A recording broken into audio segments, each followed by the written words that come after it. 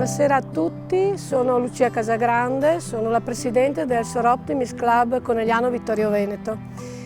Che cos'è il Soroptimist? È un club service femminile, mi piace dire di donne che lavorano per le donne. Naturalmente non è solo la donna che ci interessano le pari opportunità, ci interessano i diritti umani, la salute delle persone, la salute dell'ambiente e molte altre cose. Ma oggi siamo qui perché è un giorno speciale, è il 25 novembre, la giornata internazionale contro la violenza sulle donne. Alle nostre spalle la caserma dei Carabinieri di Vittorio Veneto illuminata di arancione, così come la caserma di Conegliano, così come tante altre caserme in Italia.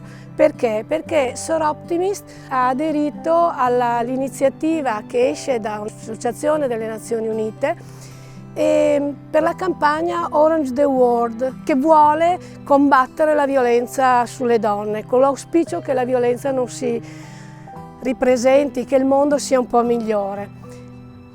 Perché illuminiamo la caserma di arancione? Perché Soroptimist ha allestito la stanza tutta per sé all'interno delle caserme. La stanza tutta per sé è un luogo dove le donne vittime di violenza possono essere accolte in un ambiente empatico, caldo, accogliente, dove possono registrare la violenza subita senza essere costrette a ripetere più volte lo stesso drammatico racconto di dolore.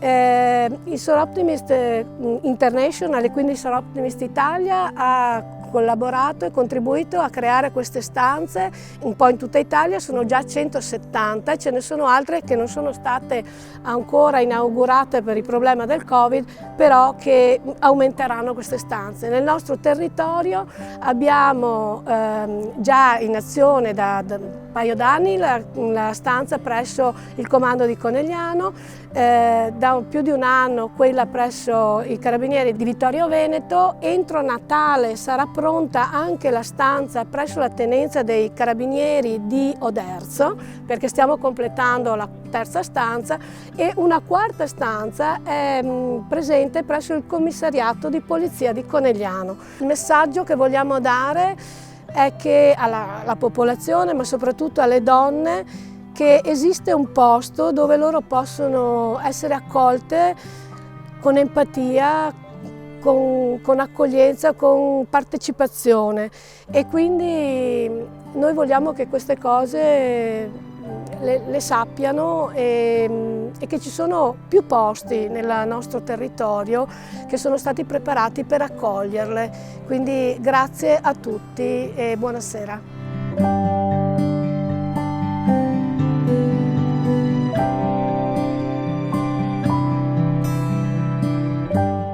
Il progetto Una stanza tutta per sé, frutto del protocollo d'intesa sottoscritto dal Comando Generale dell'Arma dei Carabinieri e dal Soroptimist Club, ha portato alla realizzazione di 130 stanze presso le caserme di tutta Italia.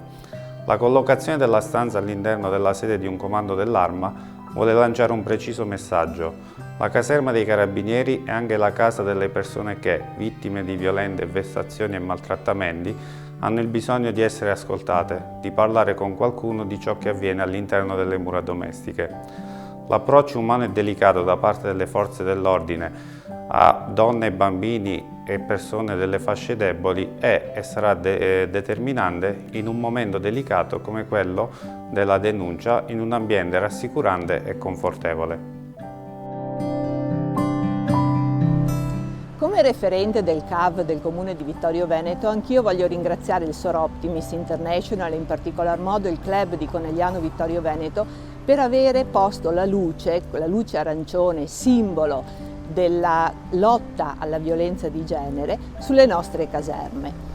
Oggi, a supporto di questo evento, il nostro centro antiviolenza entra nella aula tutta per sé, e ringrazio l'Arma dei Carabinieri per avercelo permesso, e porta all'interno dell'aula la nostra attrice Catiuscia Bonato, che dona a tutte noi la lettura di 2 brani che parlano di violenza contro le donne, violenza di vario tipo.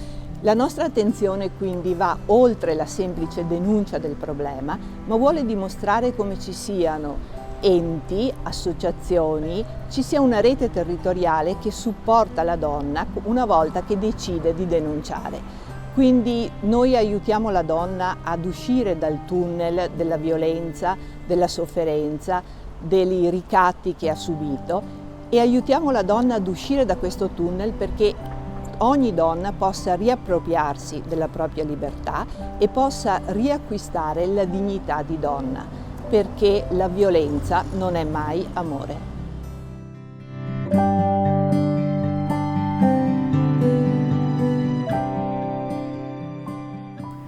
Quote rosa, tratte dal libro di Serena Dandini, Ferite a morte.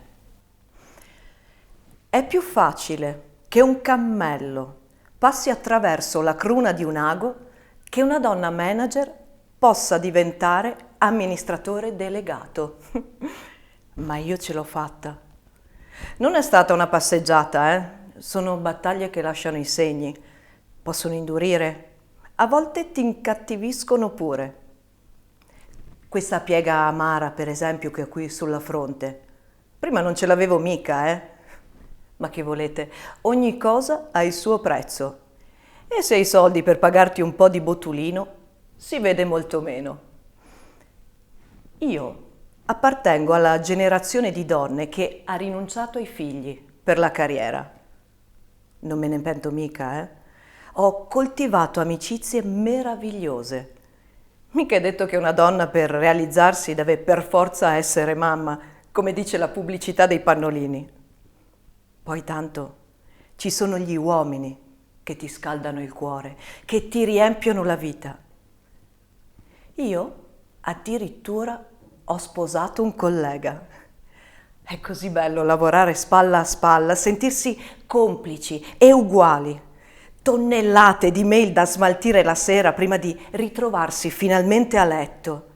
Stessi iPad, stessi orari, stesso stress, stessi iPhone o BlackBerry. C'è sempre qualcuno che preferisce il BlackBerry. Stessi viaggi di lavoro, Freccia Rossa, Wi-Fi, stesse VIP lounge, stessi stipendi. Ecco, finché sono stati gli stessi, è andato tutto bene. Io ci ho messo un po' a raggiungerlo, si sa, a pari curriculum noi donne siamo considerate meno, spendibili, meno autorevoli. Dobbiamo essere 3 volte più brave per ottenere lo stesso risultato. Ma alla fine ce l'ho fatta. Il problema è che poi l'ho superato. Ho cominciato a guadagnare più di lui. Non l'ho mica fatto apposta, Anzi, mi vergognavo anche un po'. Subito non gliel'ho detto, non lo so perché, ma dentro di me mi sentivo in colpa, come se superarlo economicamente fosse un affronto alla sua virilità. Avevo paura di umiliarlo. Ma poi mi sono detta che il mondo era ben cambiato dai tempi di mio padre, che non ha mai fatto lavorare la mamma, anche se era laureata, per decoro, per decenza, che non si dica che la sua signora era costretta a faticare. Alla mamma invece sarebbe piaciuto tanto lavorare, ma lei non l'ha mai voluto contrariare. Io invece sì, io l'ho fatto con mio marito. E così ho fatto outing, offrendogli un weekend 5 stelle a Parigi. Ed è proprio da lì che sono iniziati i guai. Lentamente, sottilmente, un veleno si è infiltrato nel nostro rapporto. Io non ero più così simpatica né tanto intelligente come prima. Anzi, ogni motivo era buono per assestare un colpetto alla mia autostima, che si sa, nelle donne è già traballante di suo. Piano piano ha cominciato a colpirmi. Prima in privato, poi in pubblico, davanti ad amici e colleghi. Un risentimento sordo, un sarcasmo feroce, una critica impietosa e continua. Non andava mai bene quello che facevo, un match senza esclusione di colpi, anzi un colpo dietro l'altro, fino a quello definitivo. Un portacenere di marmo tirato in piena fronte, una sera di maggio, appena tornati da un convegno sui tassi di interesse. Affascinante, vero? Ero ancora viva. Poteva salvarmi. E invece mi guardava con stupore, immobile. Io respiravo a fatica, finalmente debole e arrendevole. Mi aveva messo a terra, non voleva farlo, ma non aveva più argomenti per spiegarmi la sua inadeguatezza. Ero cresciuta troppo per lui, non ce la faceva starmi al passo, non riusciva più a reggere il confronto. Si sentiva inferiore e non aveva altra scelta che ricorrere alla forza fisica. In quella era sicuramente superiore a me. Almeno ha vinto lui l'ultima partita. Ora leggerò una testimonianza adattata, tratta da una storia vera, di un'utente seguita dal CAV, il Centro Antiviolenza di Vittorio Veneto. Carolina.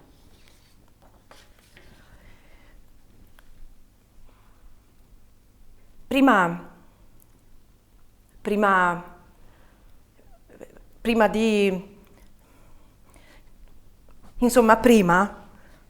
stavo a letto tutto il giorno e dicevo, voglio morire. Ma ora no. Ora voglio reagire, voglio riprendere la mia vita in mano. Ho perso 3 anni a causa sua. Mi è capitata una cosa orribile, è vero, ma ora col senno di poi dico, meno male che mi è capitato, perché ora vedo la vita in un altro modo. Ora apprezzo quello che ho. Ora ho 22 anni.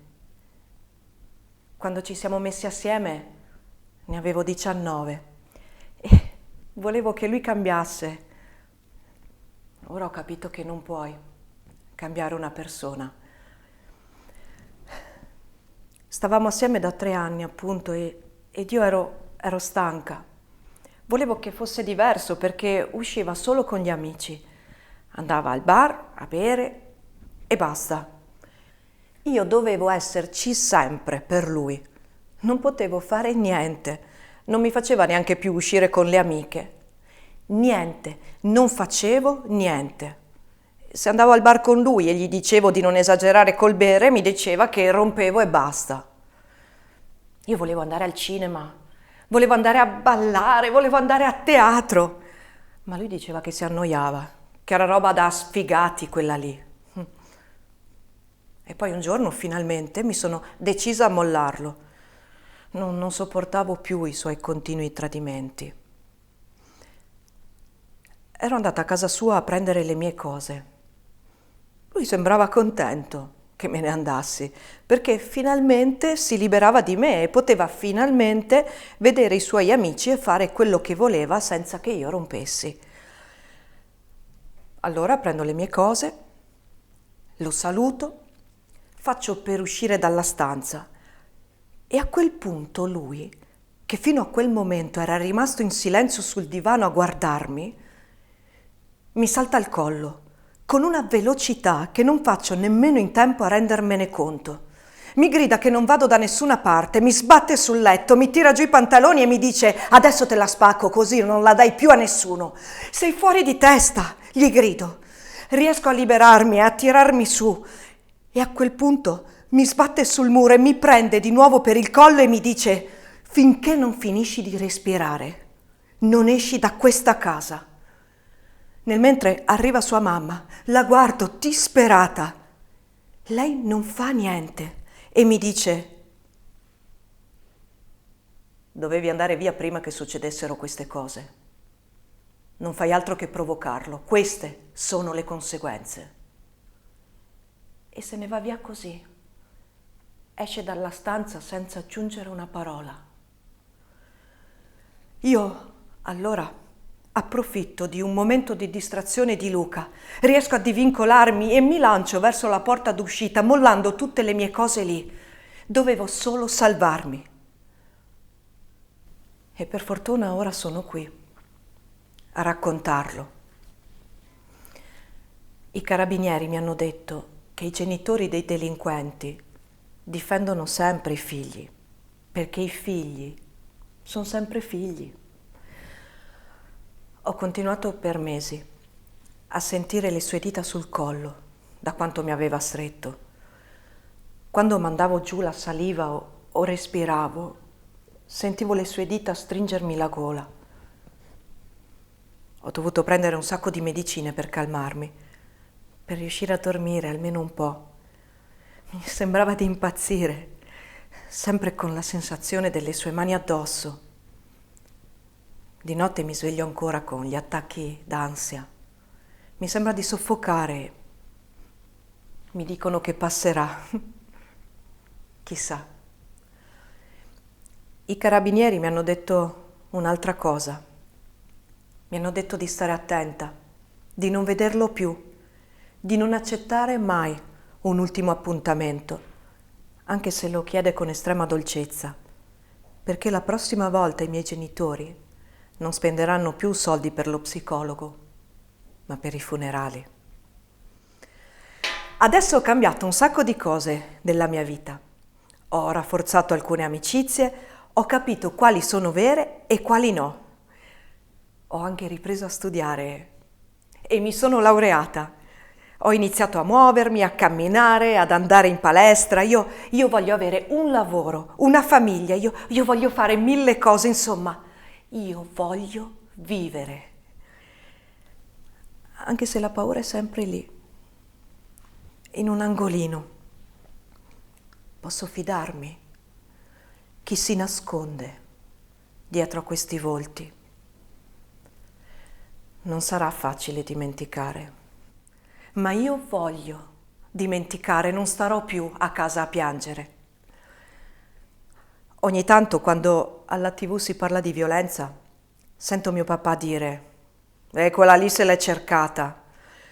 E a me cade il mondo addosso, mi arrabbio e l'unica cosa che riesco a dirgli è papà, forse mi merito un sacco di brutte parole, che sono scema, sprovveduta, un'ingenua, eccetera, eccetera, eccetera. Ma ti assicuro che nessuno cerca questo, nessuno si merita questo. Io credo che una a volte resista perché in ballo ci sono i figli o perché c'è la speranza che i mariti cambino. Ma non è così. L'amore non è mai violenza.